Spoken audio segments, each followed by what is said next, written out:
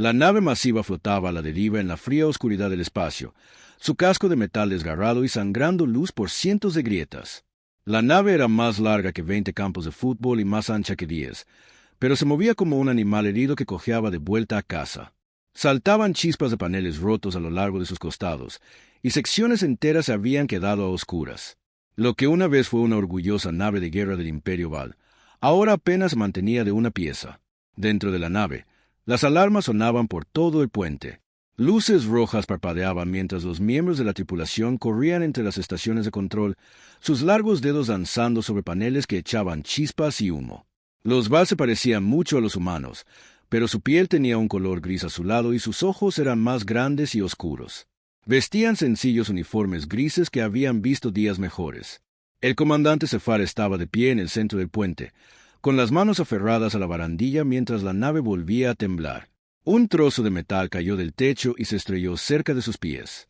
Miró la pantalla principal que mostraba los informes de daños. Todos los sistemas estaban fallando. El soporte vital había bajado al 60%. Los motores funcionaban con energía de emergencia. Las armas estaban completamente inutilizadas. El comandante llamó al oficial Yalon desde la estación de navegación. Estamos captando señales de radio. Más adelante hay un sistema estelar con un planeta habitable. Las señales son muy básicas, pero muestran inteligencia. Zefar se acercó a ver las lecturas. Las señales eran simples en comparación con la tecnología Val. Música, voces hablando, transmisiones de datos básicas. Era claramente un mundo primitivo, que probablemente todavía usaba combustibles fósiles y herramientas de metal. Exactamente lo que no necesitaban en ese momento. ¿A qué distancia estamos de la flota del azote?, preguntó. La oficial científica revisó sus instrumentos. 3 días, quizá 4 si tenemos suerte. Sigue nuestro rastro. Zefar cerró los ojos. El azote los había estado cazando durante 2 meses.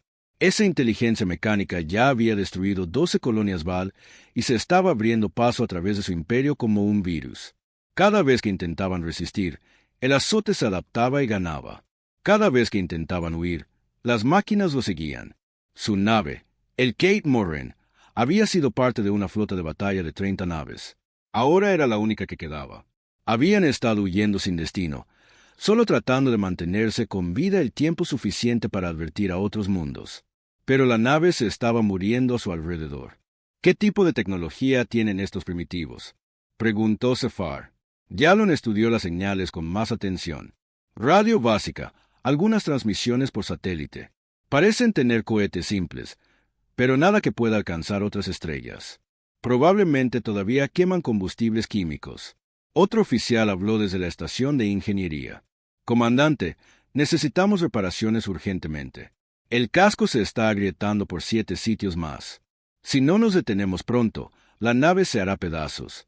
Zefar miró la pantalla que mostraba el planeta primitivo. Era azul y verde con nubes blancas, recordándole a su propio mundo natal antes de que el azote lo encontrara.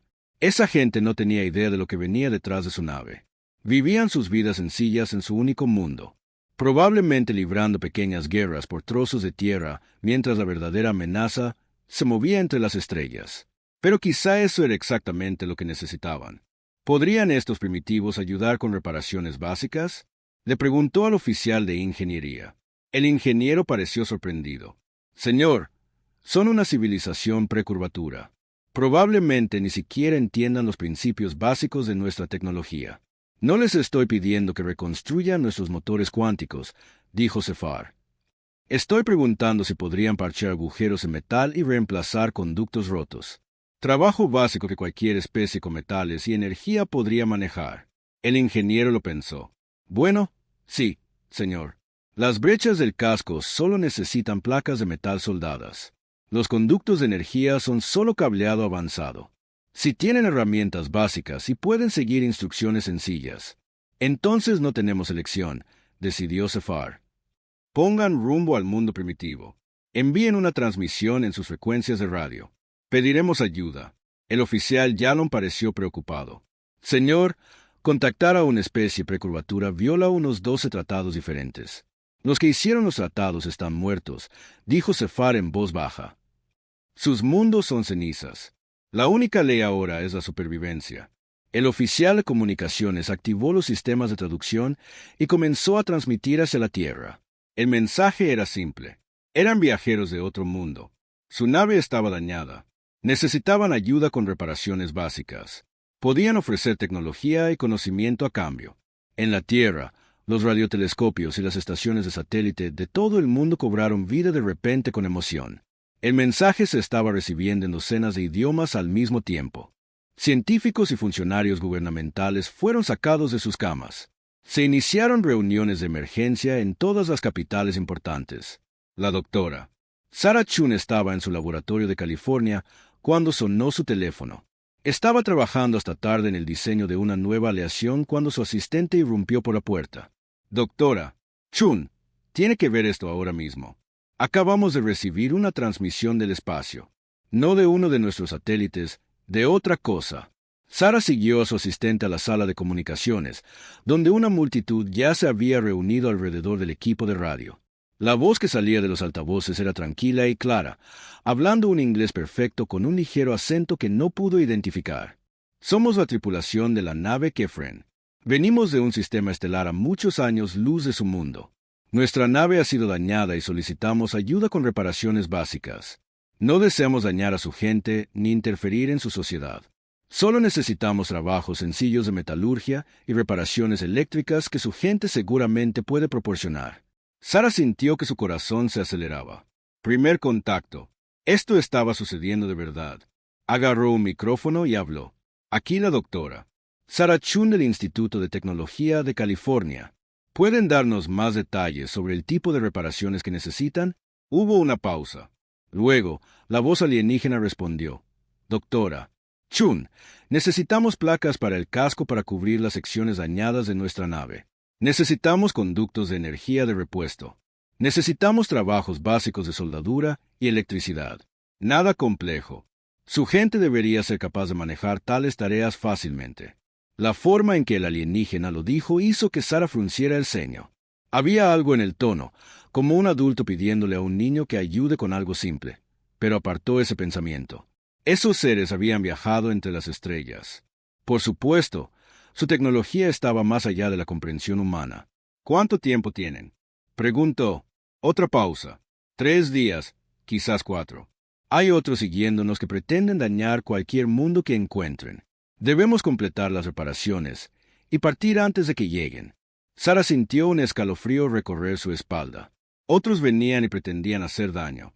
Miró a su alrededor las caras en la sala. Todos habían oído lo mismo.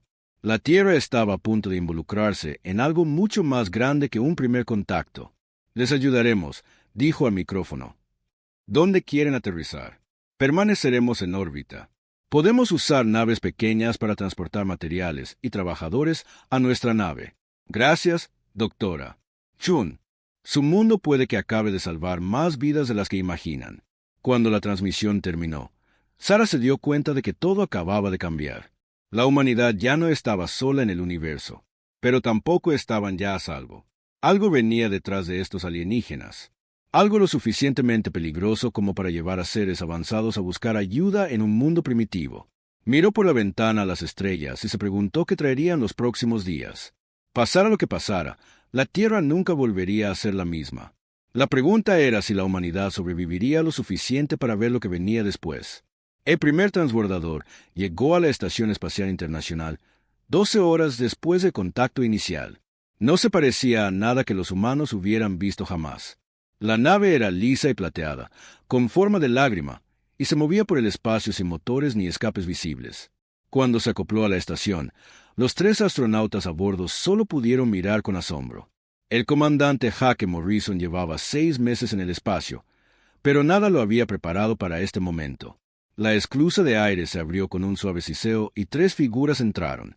Eran altos, quizás de 2 metros, con piel gris azulada y grandes ojos oscuros. Llevaban uniformes sencillos y se movían con pasos cuidadosos y medidos. El líder se presentó como el subcomandante Velik. Hablaba un inglés perfecto, aunque su voz tenía una cualidad musical que la hacía sonar como si estuviera cantando.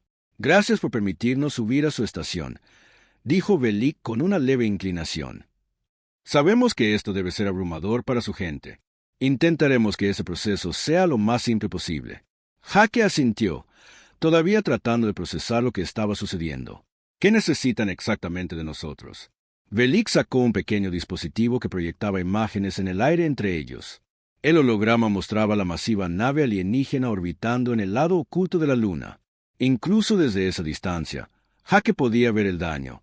Enormes secciones del casco faltaban o estaban dobladas. Áreas enteras de la nave estaban a oscuras. Como pueden ver, nuestra nave ha sufrido daños significativos, explicó Velik. Necesitamos reparaciones básicas. Placas para el casco para cubrir las brechas. Nuevos conductos de energía para reemplazar los dañados. Trabajos de soldadura simples para asegurar estructuras sueltas. Nada demasiado complejo para una especie con su nivel de tecnología. La forma en que lo dijo hizo que Jake se sintiera como un niño a que le piden ayuda con una tarea fácil, pero reprimió su irritación y se centró en los detalles técnicos. ¿Qué tipo de materiales necesitan?, preguntó la doctora. Lisa Park, la ingeniera jefa de la estación. Velik les mostró más imágenes. Cualquier metal resistente servirá para los parches del casco. Su acero o aluminio deberían ser suficientes. Para los conductos de energía, necesitamos materiales conductores. El cable de cobre funcionará, aunque no es tan eficiente como lo que usamos normalmente. La doctora Park se inclinó hacia adelante. ¿Podríamos examinar algo de su tecnología? Podría ayudarnos a entender cómo hacer mejores reparaciones. La expresión de Velik se volvió educadamente distante. Eso no será necesario. Hemos preparado instrucciones detalladas para cada tarea de reparación. Su gente solo necesita seguir las indicaciones que proporcionamos. Piénsenlo como montar un mueble con un manual. Jake sintió que se le calentaba la cara. Estos alienígenas estaban tratando a los humanos como si apenas fueran lo suficientemente inteligentes para sostener herramientas. Pero antes de que pudiera decir algo, la doctora Park volvió a hablar. Tenemos algunos materiales muy avanzados en la Tierra. Aleaciones de titanio, compuestos de fibra de carbono, polímeros sintéticos. Parte de nuestra tecnología podría ser más adecuada para ciertas reparaciones. Velik sonrió de una manera que claramente pretendía ser amable, pero que resultaba condescendiente. Doctora Park, sus materiales son ciertamente impresionantes para una civilización precurvatura, pero nuestra tecnología opera bajo principios que su ciencia aún no ha descubierto. Es mejor que simplemente usen lo que recomendamos y sigan nuestras instrucciones exactamente. En la Tierra, conversaciones similares estaban teniendo lugar en docenas de sitios. Los alienígenas habían enviado transbordadores a las principales agencias espaciales, universidades y bases militares de todo el mundo. A donde quiera que iban, el mensaje era el mismo. Se les pedía a los humanos que hicieran trabajo manual simple mientras se les mantenía educada pero firmemente alejados de cualquier comprensión real de la tecnología alienígena. En el Pentágono, la general Patricia Hayes se estaba frustrando con el representante alienígena asignado para trabajar con los militares. Él se hacía llamar coordinador Vex, y le hablaba como si fuera una estudiante particularmente lenta. General, entendemos que su gente tiene preocupaciones sobre la seguridad, estaba diciendo Vex. Pero realmente no hay nada de qué preocuparse. Las reparaciones que necesitamos son completamente seguras. Su gente trabajará con herramientas básicas en tareas sencillas. Sin armas, sin tecnología peligrosa, nada que pueda suponer una amenaza para su mundo. ¿Y qué hay de la amenaza que mencionó?, preguntó la general Hayes. Dijo que algo los estaba siguiendo. Vex agitó una mano de largos dedos con desdén. El azote no llegará hasta dentro de varios días. Para entonces, nuestras reparaciones estarán completas y nos habremos ido. Su mundo nunca sabrá que estuvimos aquí. Es mejor para todos que su gente no se preocupe por cosas que están más allá de su comprensión. La general Hayes sintió que apretaba la mandíbula. Había comandado tropas en 3 guerras diferentes y gestionado operaciones militares en 6 continentes. Que le dijeran que no se preocupara por cosas que estaban más allá de su comprensión le dio ganas de lanzar algo, pero mantuvo la calma. Nos gustaría ayudar en todo lo que podamos. Quizás algunos de nuestros ingenieros podrían estudiar los sistemas de su nave. Podríamos encontrar formas de mejorar las reparaciones o hacerlas más eficientes. Eso es muy amable, respondió Vex con la misma sonrisa condescendiente, pero innecesario. Llevamos miles de años reparando naves estelares. Sabemos lo que funciona mejor. Su gente debería centrarse en las tareas simples que les asignamos. Escenas similares se desarrollaron en laboratorios e instalaciones de ingeniería de todo el mundo. En el MIT, el profesor Robert Kim estaba prácticamente saltando de emoción mientras intentaba convencer al asesor técnico alienígena de que dejara a los científicos humanos examinar su tecnología. «Tenemos gente brillante aquí», insistió. «Nuestro departamento de ciencia de materiales ha desarrollado aleaciones más fuertes que el acero pero más ligeras que el aluminio. Nuestro equipo de informática ha creado sistemas de inteligencia artificial que pueden resolver problemas complejos en segundos». La asesora alienígena, que se hacía llamar especialista Nera, asintió educadamente. «Sus logros son ciertamente impresionantes para su nivel de desarrollo, pero nuestra tecnología opera bajo principios cuánticos que sus matemáticas aún no pueden describir. Sería como pedirle a un niño que repare un ordenador usando solo herramientas de piedra». El profesor Kim sintió que su entusiasmo se desinflaba. «Pero seguramente podríamos aprender algo. Incluso si no entendemos los principios, podríamos notar patrones o encontrar soluciones prácticas que ustedes no han considerado». «Profesor Kim», dijo Nera con suavidad, «su gente ha estado trabajando con metales durante unos pocos miles de años. Nosotros hemos estado trabajando con compuestos cristalinos cuánticos durante más de 50.000 años. Confíe en nosotros cuando decimos que sabemos lo que estamos haciendo». Pero mientras los alienígenas desestimaban las capacidades humanas, algo más estaba sucediendo. En reuniones secretas en edificios gubernamentales de todo el mundo, los líderes humanos estaban haciendo planes diferentes. En el edificio de las Naciones Unidas en Nueva York, la secretaria general María Santos se reunía con los jefes de agencias espaciales, líderes militares y los mejores científicos de cada nación importante. Velik les mostró más imágenes.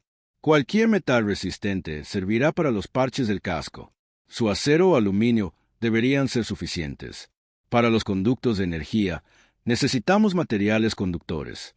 El cable de cobre funcionará, aunque no es tan eficiente como lo que usamos normalmente. La doctora Park se inclinó hacia adelante. ¿Podríamos examinar algo de su tecnología? Podría ayudarnos a entender cómo hacer mejores reparaciones. La expresión de Velik se volvió educadamente distante. Eso no será necesario. Hemos preparado instrucciones detalladas para cada tarea de reparación. Su gente solo necesita seguir las indicaciones que proporcionamos. Piénsenlo como montar un mueble con un manual. Jaque sintió que se le calentaba la cara. Estos alienígenas estaban tratando a los humanos como si apenas fueran lo suficientemente inteligentes para sostener herramientas. Pero antes de que pudiera decir algo, la doctora Park volvió a hablar. «Tenemos algunos materiales muy avanzados en la Tierra. Aleaciones de titanio, compuestos de fibra de carbono, polímeros sintéticos. Parte de nuestra tecnología podría ser más adecuada para ciertas reparaciones». Velik sonrió de una manera que claramente pretendía ser amable, pero que resultaba condescendiente. «Doctora Park, sus materiales son ciertamente impresionantes para una civilización precurvatura, pero nuestra tecnología opera bajo principios que su ciencia aún no ha descubierto. Es mejor que simplemente usen lo que recomendamos y sigan nuestras instrucciones exactamente». En la Tierra, conversaciones similares estaban teniendo lugar en docenas de sitios. Los alienígenas habían enviado transbordadores a las principales agencias espaciales, universidades y bases militares de todo el mundo. A donde quiera que iban, el mensaje era el mismo. Se les pedía a los humanos que hicieran trabajo manual simple mientras se les mantenía educada pero firmemente alejados de cualquier comprensión real de la tecnología alienígena. En el Pentágono, la general Patricia Hayes se estaba frustrando con el representante alienígena asignado para trabajar con los militares. Él se hacía llamar coordinador Vex, y le hablaba como si fuera una estudiante particularmente lenta. «General, entendemos que su gente tiene preocupaciones sobre la seguridad», estaba diciendo Vex. «Pero realmente no hay nada de qué preocuparse. Las reparaciones que necesitamos son completamente seguras. Su gente trabajará con herramientas básicas en tareas sencillas, sin armas, sin tecnología peligrosa, nada que pueda suponer una amenaza para su mundo». «¿Y qué hay de la amenaza que mencionó?», preguntó la general Hayes. Dijo que algo los estaba siguiendo. Vex agitó una mano de largos dedos con desdén. «El azote no llegará hasta dentro de varios días. Para entonces, nuestras reparaciones estarán completas y nos habremos ido. Su mundo nunca sabrá que estuvimos aquí. Es mejor para todos que su gente no se preocupe por cosas que están más allá de su comprensión». La general Hayes sintió que apretaba la mandíbula. Había comandado tropas en 3 guerras diferentes y gestionado operaciones militares en 6 continentes. Que le dijeran que no se preocupara por cosas que estaban más allá de su comprensión le dio ganas de lanzar algo, pero mantuvo la calma. Nos gustaría ayudar en todo lo que podamos. Quizás algunos de nuestros ingenieros podrían estudiar los sistemas de su nave. Podríamos encontrar formas de mejorar las reparaciones o hacerlas más eficientes. Eso es muy amable, respondió Vex con la misma sonrisa condescendiente, pero innecesario. Llevamos miles de años reparando naves estelares. Sabemos lo que funciona mejor. Su gente debería centrarse en las tareas simples que les asignamos. Escenas similares se desarrollaron en laboratorios e instalaciones de ingeniería de todo el mundo. En el MIT, el profesor Robert Kim estaba prácticamente saltando de emoción mientras intentaba convencer al asesor técnico alienígena de que dejara a los científicos humanos examinar su tecnología. Tenemos gente brillante aquí, insistió. Nuestro departamento de ciencia de materiales ha desarrollado aleaciones más fuertes que el acero pero más ligeras que el aluminio. Nuestro equipo de informática ha creado sistemas de inteligencia artificial que pueden resolver problemas complejos en segundos. La asesora alienígena, que se hacía llamar especialista Nerra, asintió educadamente. Sus logros son ciertamente impresionantes para su nivel de desarrollo, pero nuestra tecnología opera bajo principios cuánticos que sus matemáticas aún no pueden describir. Sería como pedirle a un niño que repare un ordenador usando solo herramientas de piedra. El profesor Kim sintió que su entusiasmo se desinflaba. Pero seguramente podríamos aprender algo. Incluso si no entendemos los principios, podríamos notar patrones o encontrar soluciones prácticas que ustedes no han considerado. Profesor Kim, dijo Nerra con suavidad, su gente ha estado trabajando con metales durante unos pocos miles de años. Nosotros hemos estado trabajando con compuestos cristalinos cuánticos durante más de 50.000 años. Confíe en nosotros cuando decimos que sabemos lo que estamos haciendo. Pero mientras los alienígenas desestimaban las capacidades humanas, algo más estaba sucediendo. En reuniones secretas en edificios gubernamentales de todo el mundo, los líderes humanos estaban haciendo planes diferentes. En el edificio de las Naciones Unidas en Nueva York, la secretaria general María Santos se reunía con los jefes de agencias espaciales, líderes militares y los mejores científicos de cada nación importante. Velik miró la reparación con incredulidad. Sus instrumentos mostraban que la modificación humana había mejorado realmente la integridad estructural de toda el área. ¿Cómo supo hacer esto? No lo sabíamos, admitió Sara. Aprendimos mirando el problema. Su gente nos dijo qué hacer, pero no nos dijeron por qué. Así que descubrimos el porqué por nosotros mismos. Descubrimientos similares estaban ocurriendo por toda la nave. En la sección de motores, los técnicos humanos descubrieron que los conductos de energía alienígenas eran increíblemente ineficientes. Los alienígenas usaban un material cristalino que conducía la energía perfectamente, pero solo en líneas rectas. Cada vez que los conductos tenían que doblarse o girar, perdían potencia. El suboficial mayor Rodríguez, un ingeniero de la Marina con 30 años de experiencia, ideó una solución que dejó a los ingenieros alienígenas sin palabras. En lugar de reemplazar los conductos rotos por otros idénticos, rediseñó todo el sistema de distribución de energía utilizando principios de fibra óptica humana. Verá, le explicó al coordinador Vex, sus conductos de cristal son como tuberías de agua. Funcionan muy bien mientras el agua fluya en línea recta, pero si necesita girar en las esquinas, pierde presión. Nuestras fibras ópticas pueden doblarse y torcerse sin perder la fuerza de la señal. La solución humana utilizó un sistema híbrido. Cristales alienígenas para la transmisión de energía principal, conectados por conductos flexibles diseñados por humanos que podían redirigir la energía alrededor de obstáculos sin pérdidas. El resultado fue un sistema de energía que era a la vez más eficiente y más fiable que el original. Vex examinó las lecturas en sus instrumentos. El flujo de energía había aumentado en un 15%. Esto no debería ser posible. Su tecnología está siglos por detrás de la nuestra. En algunos aspectos, sí, asintió Rodríguez. Pero hemos tenido que resolver problemas diferentes a los suyos. Ustedes han tenido tecnología de cristal durante miles de años, así que construyeron todo en torno a los cristales. Nosotros hemos tenido que trabajar con metales, vidrio y cerámica. Hemos aprendido a hacer que hagan cosas que ustedes nunca necesitaron intentar. Pero la mayor sorpresa llegó cuando los científicos humanos pusieron sus manos en los sistemas informáticos alienígenas. La doctora Lisa Park había estado fingiendo hacer reparaciones de cableado sencillas cuando notó algo extraño en las redes de datos alienígenas. Están usando procesadores cuánticos, informó al equipo secreto en la Tierra. Increíblemente potentes, pero están ejecutando el software más ineficiente que he visto en mi vida. ¿A qué te refieres?, preguntó el profesor Tanaka. Imagina tener un superordenador que puede calcular el movimiento de cada átomo en el universo, explicó Lisa. Y luego imagina usarlo para sumar 2 más 2. Eso es lo que están haciendo sus sistemas. Tienen un poder de procesamiento ilimitado, por lo que nunca aprendieron a escribir código eficiente. Trabajando con cuidado durante varios días, Lisa comenzó a introducir conceptos de programación humana en los sistemas alienígenas. Usó subrutinas, procesamiento paralelo y algoritmos adaptativos que los programadores humanos habían desarrollado para trabajar con una potencia informática limitada. Los resultados fueron drásticos. Los sistemas de la nave que habían sido lentos y torpes de repente se volvieron rápidos y receptivos. El ordenador de navegación comenzó a calcular rutas de salto en segundos en lugar de horas. El sistema de soporte vital comenzó a ajustarse automáticamente para una eficiencia óptima. Cuando la especialista Nera descubrió lo que Lisa había hecho, estaba demasiado sorprendida para enfadarse. Sus métodos de programación no deberían funcionar con procesadores cuánticos. Los marcos matemáticos son completamente diferentes. Exactamente por eso funcionan, explicó Lisa. Sus procesadores cuánticos son tan potentes que pueden manejar nuestras ineficientes matemáticas humanas fácilmente. Pero nuestros métodos de programación están diseñados para encontrar el camino más corto hacia una solución.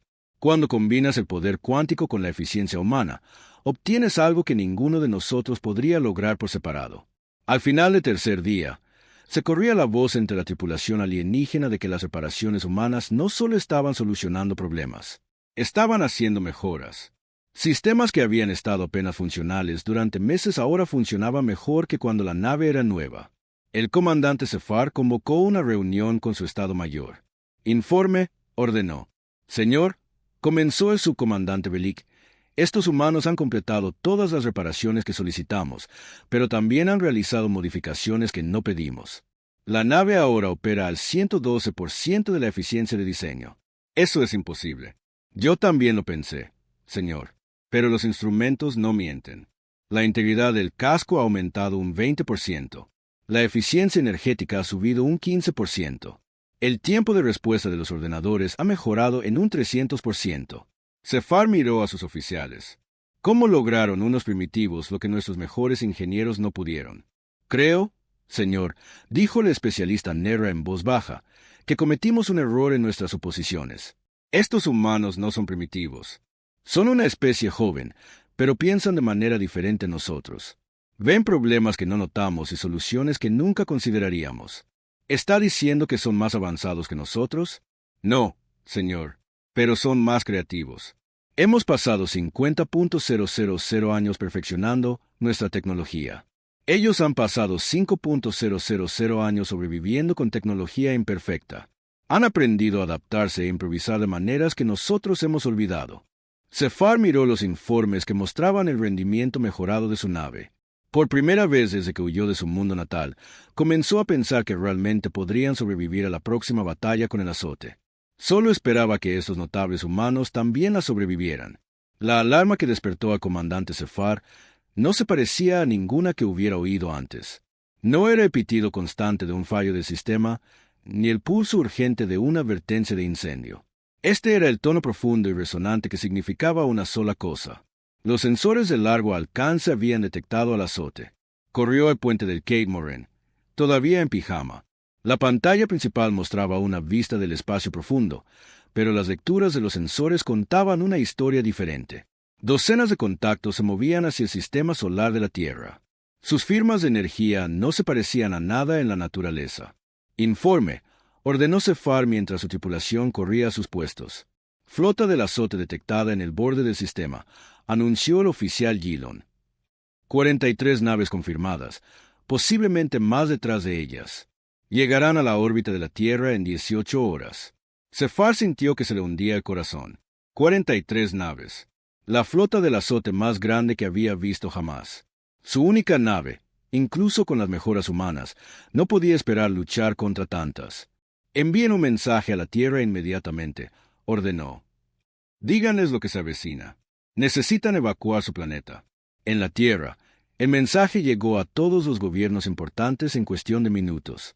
En el centro de mando secreto que se había establecido bajo el Pentágono, la general Hayes recibió la noticia con sombría determinación. 43 naves, repitió a los líderes reunidos. ¿De qué tamaño estamos hablando? La voz del subcomandante llegó a través del comunicador. Cada nave del azote mide aproximadamente 2 kilómetros de largo. No llevan tripulación, solo máquinas. Sus armas pueden destruir ciudades desde la órbita. Sus cascos son de metal adaptativo que se repara a sí mismo.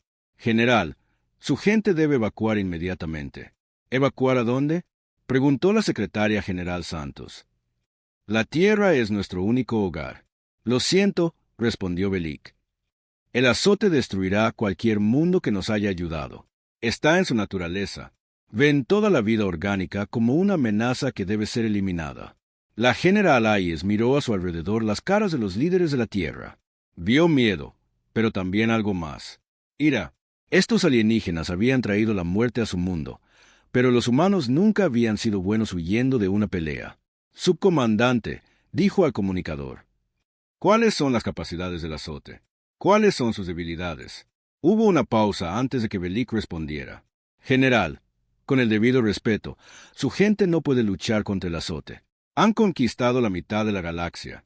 Se adaptan a cualquier arma utilizada contra ellos. Aprenden de cada batalla.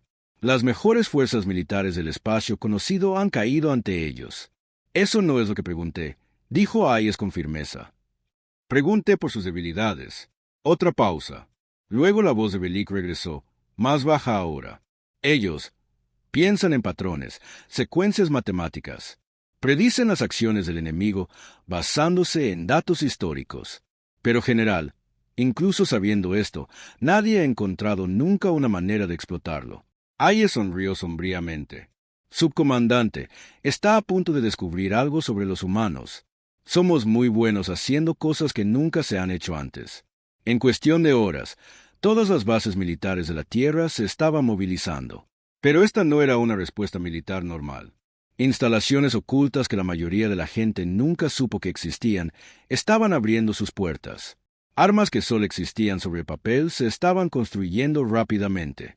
Científicos e ingenieros que habían estado trabajando en proyectos teóricos de repente se encontraron con financiación y recursos ilimitados. En el complejo de la montaña Cheyenne, la doctora Chun estaba trabajando con un equipo de físicos para entender la tecnología del azote que Bellic había compartido. Los datos eran limitados, pero pintaban un cuadro claro de un enemigo diferente a todo lo que los humanos habían enfrentado. Son máquinas, explicó a los comandantes militares reunidos. Pero no como nuestras máquinas. Piensan, pero no como nosotros. Cada decisión se basa en calcular probabilidades y elegir la solución más eficiente. ¿Cómo luchamos contra algo así? Preguntó el almirante Martínez, el nuevo jefe de operaciones espaciales combinadas. Hacemos lo que los humanos hacen mejor, respondió Chun. Ser impredecibles. Tomamos decisiones que no tienen sentido matemático. Hacemos cosas que son ineficientes, ilógicas y alocadas. Mientras tanto, en órbita alrededor de la Tierra, algo sin precedentes estaba sucediendo.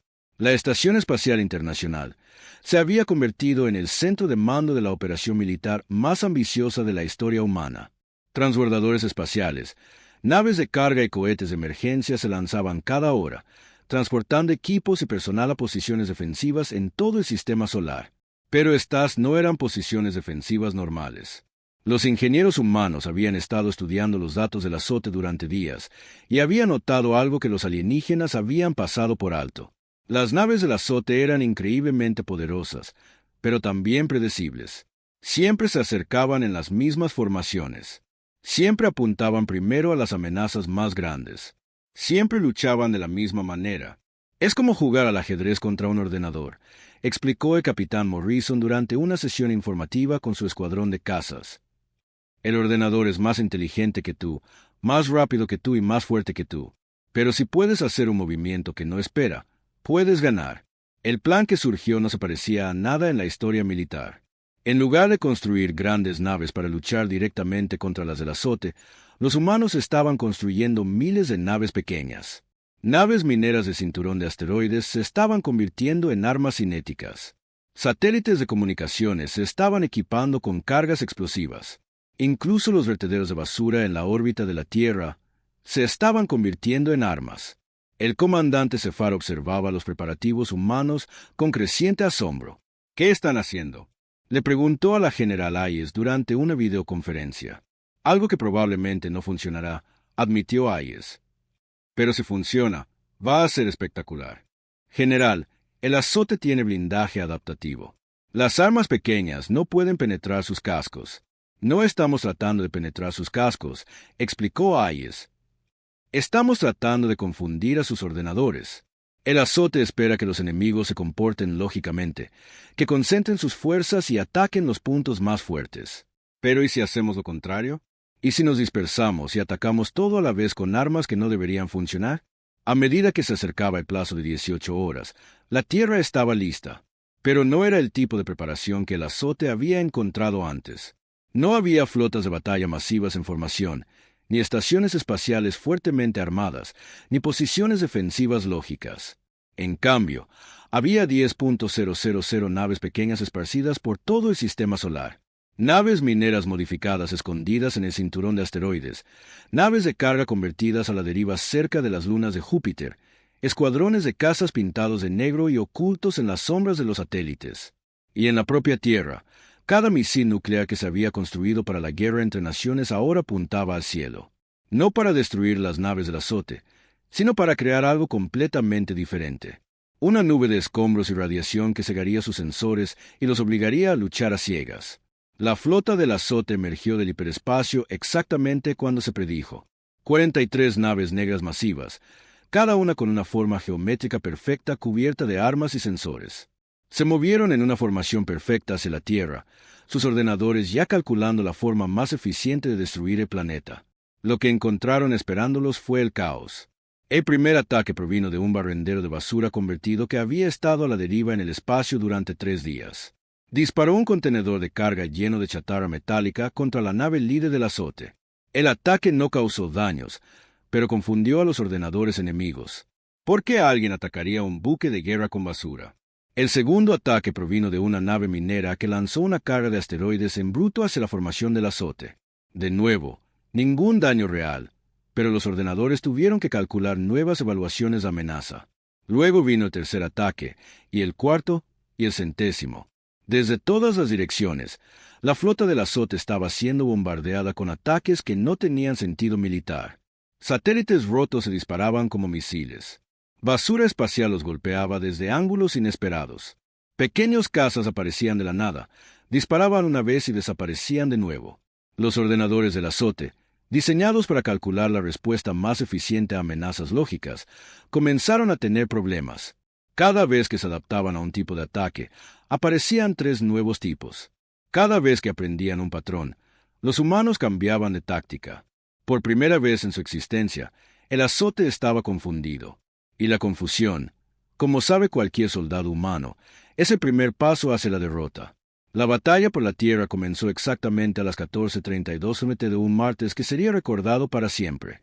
El capitán Hake Morrison pilotaba un caza modificado en algún lugar cerca de Marte cuando se dispararon los primeros tiros reales. Su nave no era nada especial, solo un avión de entrenamiento con armas alienígenas atornilladas a las alas y un reactor nuclear donde solía estar el tanque de combustible. A todas las unidades, aquí en mando, llegó la voz de la general Hayes por la radio. Ejecuten la operación Caos. Recuerden, no hay reglas en esta pelea. Hagan lo que tenga menos sentido. Hake sonrió dentro de su casco. Hagan lo que tenga menos sentido. Solo los humanos convertirían eso en una estrategia militar. La flota del azote había estado tratando de formar formaciones de ataque durante 20 minutos. Pero cada vez que se organizaban, otra ola de basura y escombros los golpeaba desde una nueva dirección. Sus ordenadores trabajaban a toda máquina tratando de entender contra qué estaban luchando. Fue entonces cuando comenzó el verdadero ataque. Desde la superficie de la Tierra, cada misil nuclear en el arsenal de cada país se lanzó a la vez, pero no apuntaban a las naves del azote. En cambio, Explotaron en el espacio alrededor de la Tierra, creando una enorme nube de desechos radiactivos que bloqueó los sensores y las comunicaciones. La flota del azote se encontró volando a ciegas a través de una tormenta de metal y radiación. Sus perfectas formaciones geométricas se rompieron mientras las naves intentaban evitar colisiones con trozos de satélites destruidos y chatarra espacial. Fase 2. Anunció el almirante Martínez desde la nave de mando oculta detrás de la Luna. Todas las naves mineras ejecuten velocidad de embestida. Por todo el cinturón de asteroides, naves mineras convertidas comenzaron a acelerar hacia la flota del azote. No eran naves de guerra. Eran equipos industriales con motores lo suficientemente potentes como para mover asteroides. Cada nave estaba cargada con toneladas de mineral en bruto y apuntada como una bala hacia el enemigo. Los ordenadores del azote calcularon la amenaza de estas naves lentas y torpes y las descartaron. Las naves mineras no eran armas. No representaban un peligro real para naves de guerra diseñadas para sobrevivir a explosiones que destruyen planetas. Estaban equivocados. La primera nave minera golpeó a una nave del azote a casi el 10% de la velocidad de la luz. El impacto atravesó el blindaje adaptativo como si fuera papel. La segunda nave golpeó a otra nave enemiga y la partió por la mitad.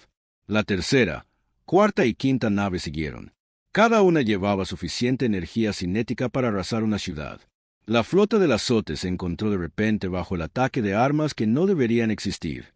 ¿Cómo te defiendes de proyectiles que no tienen ojivas, ni sistemas de guía, ni tecnología en absoluto? Solo masa, velocidad y determinación humana. Pero la verdadera sorpresa aún estaba por llegar. Hake Morrison había estado esperando este momento. Su caza estaba cargado con un arma que los científicos humanos habían construido usando tecnología alienígena, pero impulsada por fusión nuclear humana. Era completamente experimental, probablemente peligrosa y definitivamente una locura. Mando, aquí Morrison. Iniciando carrera suicida contra la nave de Mando. Negativo, Morrison, llegó la voz de Hayes. No está autorizado para carreras suicidas. Con respeto, general, respondió Hake. Usted dijo que no había reglas. Estoy haciendo las mías. Apuntó su caza directamente a la nave más grande del azote y empujó sus motores a la máxima potencia. El reactor híbrido alienígena humano comenzó a sobrecargarse exactamente como estaba planeado. En 30 segundos, explotaría con la fuerza de una pequeña arma nuclear. La nave de mando del azote detectó el caza entrante y calculó su nivel de amenaza. Una pequeña nave con armas primitivas no representaba ningún peligro para una nave diseñada para destruir planetas. Los sistemas defensivos de la nave ignoraron el caza de Hake y se centraron en las amenazas más grandes. Otro error. El caza de Hake golpeó el casco de la nave de mando y explotó. Pero no fue una explosión ordinaria. La tecnología alienígena en su reactor creó una reacción en cadena en los propios sistemas de energía de la nave del azote. La energía cayó en cascada a través de la nave enemiga como un rayo, sobrecargando circuitos y destruyendo núcleos de ordenador. La nave de mando se oscureció y comenzó a desintegrarse. En toda la flota del azote, las naves dejaron de moverse de repente. Sin su nave de mando para coordinar sus acciones, las naves individuales comenzaron a actuar de forma independiente. Algunas continuaron atacando, otras intentaron retirarse. Varias comenzaron a dispararse entre sí por error. Ahora, gritó el almirante Martínez. Todas las unidades, ataque total. Golpéenlos mientras están confundidos. Lo que sucedió a continuación fue un caos hermoso. Los cazas humanos salieron de sus escondites por todo el sistema solar. Vinieron de detrás de los asteroides, de dentro de contenedores de carga, de las sombras de planetas y lunas. Cada uno llevaba armas que no tenían ningún sentido lógico. Bombas nucleares unidas a láseres de minería, cañones de energía alienígena alimentados por baterías de coche, misiles guiados por mandos de videojuegos. La doctora Chun estaba a bordo de una de las naves de ataque, observando la batalla a través de su portilla. La vista le quitó el aliento. Miles de naves humanas pululaban alrededor de la flota del azote, como abejas enfurecidas. Estaban superados en armamento, en número y completamente superados por cualquier medida razonable. Pero estaban ganando. Las naves del azote, diseñadas para luchar contra enemigos lógicos de formas predecibles, no podían adaptarse lo suficientemente rápido para contrarrestar el ataque humano. Cada vez que sus ordenadores calculaban una respuesta a una amenaza, 5 nuevas amenazas aparecían desde direcciones imposibles. Un transatlántico de pasajeros reconvertido embistió a un destructor del azote. Un escuadrón de aviones de fumigación de alguna manera logró acercarse lo suficiente como para lanzar explosivos químicos sobre los sensores de un acorazado. Un grupo de adolescentes en coches de carreras modificados voló sus vehículos directamente hacia la toma de un motor enemigo. Nada de eso debería haber funcionado. Todo era militarmente imposible. Todo era completa y brillantemente humano. El comandante Zafar observó la batalla desde su nave reparada y sintió algo que no había experimentado en meses. Esperanza. Subcomandante Belik, llévenos a la lucha. Es hora de que demostremos al azote de lo que es capaz el Kate Moran.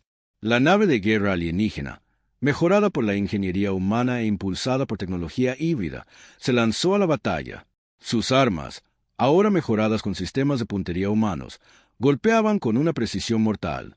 Sus escudos, reforzados con metalurgia humana, desviaban ataques que deberían haberla destruido. Pero lo más importante, luchó junto a los humanos con la misma imprevisibilidad caótica. En lugar de seguir las tácticas de batalla estándar de los Val, Zafar ordenó a su nave que copiara la estrategia humana. Atacaron desde ángulos inesperados, usaron armas de maneras para las que nunca fueron diseñadas y tomaron decisiones tácticas que desafiaban toda lógica militar. La combinación fue devastadora. En 2 horas, la flota del azote estaba en plena retirada. De las 43 naves que habían llegado para destruir la Tierra, solo 7 permanecían funcionales. Las otras estaban destruidas, dañadas sin posibilidad de reparación o a la deriva, sin poder en el espacio. Pero la verdadera victoria no se midió en naves destruidas. A medida que las naves supervivientes del azote saltaban al hiperespacio, sus ordenadores llevaban consigo datos sobre la batalla. Por primera vez en su existencia, se habían encontrado con un enemigo que no podían entender. No podían predecir y no podían derrotar. Esos datos se extenderían a través de la red del azote a cada nave y cada flota en toda la galaxia. El mensaje sería simple pero profundo. Hay un mundo llamado Tierra y los seres de allí luchan de maneras que no se pueden calcular. Hay enemigos que es mejor evitar. 3 días después de la batalla, el embajador Zafar se presentó ante la Asamblea General de las Naciones Unidas. Su nave estaba reparada y lista para el espacio, pero ya no tenía prisa por irse. Pueblo de la Tierra, dijo, cuando llegamos a su mundo, los vimos como primitivos que podrían ser útiles para trabajos sencillos. Hemos aprendido que estábamos equivocados en todo.